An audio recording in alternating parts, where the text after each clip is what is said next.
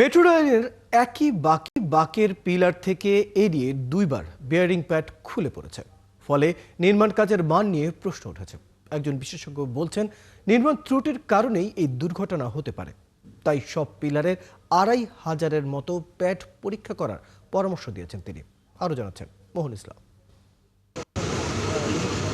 ঢাকার মেট্রো রেলের সংসদ ভবন থেকে ফার্মগেট লাইনের বাঁক, এখান থেকেই একটি পিলারের ওপরে থাকা লাইনের ঠিক নিচে থাকা বিয়ারিং খুলে পড়ে গত বছরের ১৮ সেপ্টেম্বর।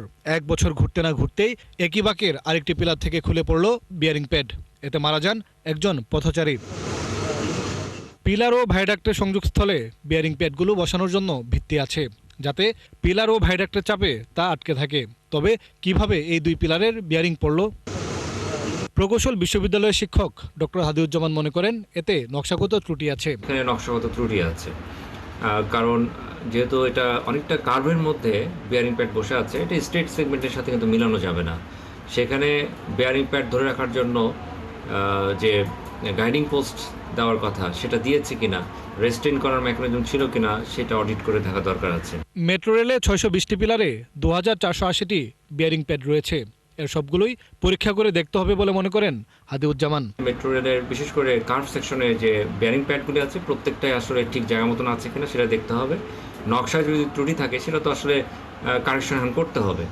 এবং একই সাথে আমি বলবো যে পুরো করিডোর, অর্থাৎ যেখানে স্ট্রেট সেগমেন্ট, সেখানেও আসলে বেয়ারিং প্যাডগুলি যে জায়গায় থাকার কথা সেখানে আছে কিনা, এবং একই সাথে যে বিয়ারিং প্যাডগুলি ব্যবহৃত হয়েছে তার গুণগত মান ঠিক আছে কিনা, এটাও কিন্তু যাচাই বাছাই করে দেখার প্রয়োজনীয়তা আছে। এর আগের দুর্ঘটনায় তদন্ত কমিটি হলেও তার প্রতিবেদন নিয়ে কি হয়েছিল তা বলতে পারছে না মেট্রো চলাচল ও রক্ষণাবেক্ষণ কোম্পানি ডিএমটিসিএল। কনস্ট্রাকশন ফল্ট হইতে পারে, আমরা এখন ইনভেস্টিগেশন ছাড়া বলতে পারবো না ভাই।